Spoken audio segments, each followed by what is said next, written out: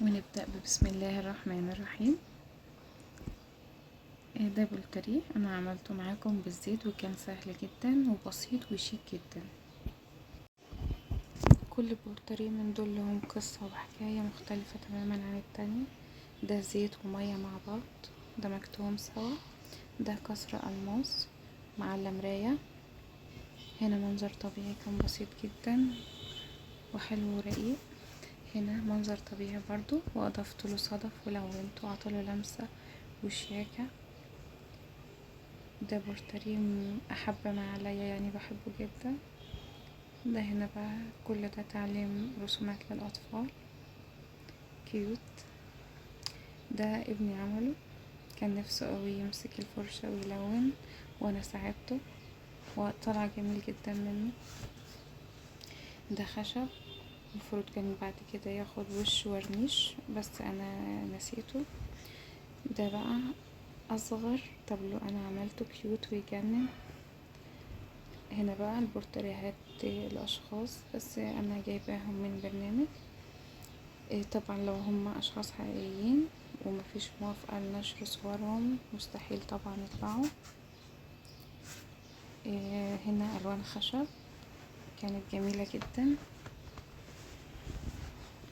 دي الوان فيبر كاسيت يعني بعشقها.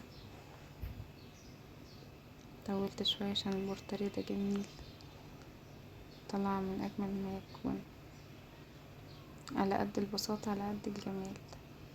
هنا برضو ديت برضو انا نقلاها بألوان الخشب.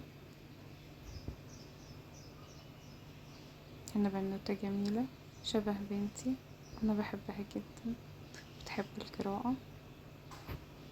برضو ألوان خشب دمجنا سوا. هنا بقى يعني زي بدوية، لبسها كان لذيذ عجبتني فعملتها. برضو ألوان خشب، من قلم واحد ممكن يجيبوا درجات كتيرة جدا. هنا الكعبة بقى، الله. طبعا التصميم دوت انا اشتغلت على طول، مش تصميمي بس جميل جدا يعني.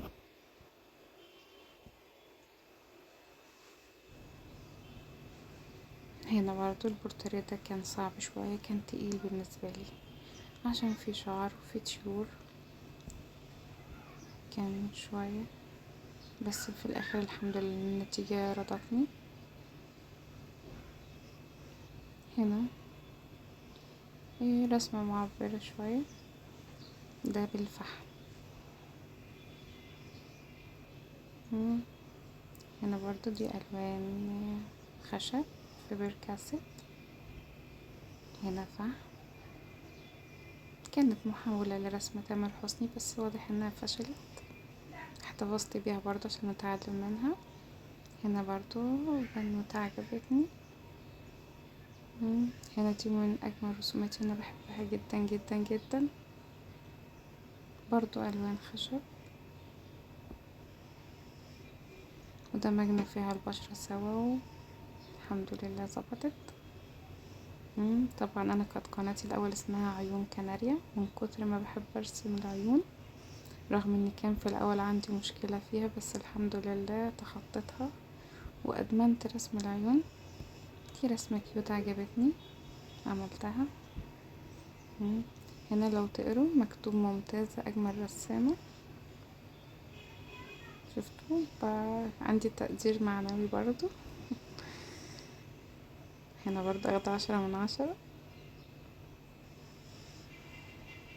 يا رب يكون عجبكم الشغل بتاعي واكون بفيدكم. على فكرة انا عندي رسومات لا حصر لها، ما اقدرش اعدلكم انا عندي كام كشكول وستيكش وبورتريهات لاشخاص حقيقيين ممثلين وفنانين، كل ده مركون. لا عيون كتيرة جدا. دي كانت في رمضان كانت فحم، ودي برضو فحم. الفحم، بعشق الشغل بالفحم. حابة اقول حاجة انا جربتها، يعني لو حابب تتميز في حاجة وتدي فيها كويس حبها قوي وعلمها، وهتلاقي نفسك بتتميز وبتتفوق على نفسك فيها.